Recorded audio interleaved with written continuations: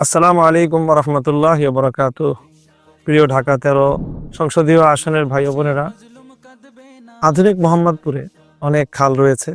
দুর্ভাগ্যজনকভাবে সেই খালগুলোর অনেকাংশই ভূমিদস্যুদের কবলে এবং তাদের দখলে রয়েছে। সেই খালগুলোকে দখল করে সেখানে অনেক অবৈধ স্থাপনা নির্মাণ করে রেখেছে।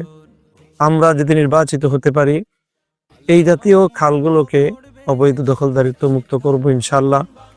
এছাড়াও অনেক খাল ময়লার ভাগাড়ে পরিণত হয়ে আছে, যেখান থেকে পরিবেশ দূষিত হচ্ছে, ছড়াচ্ছে নানা রকম রোগ জীবাণু।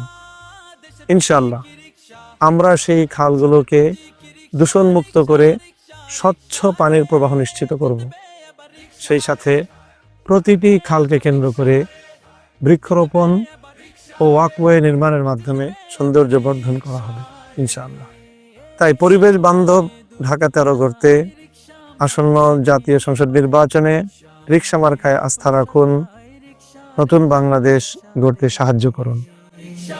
জিতবে এবার রিকশা রে, বাংলাদেশ খেলাফত মজলিস জনতার দেশ গড়ে দিতে চায়।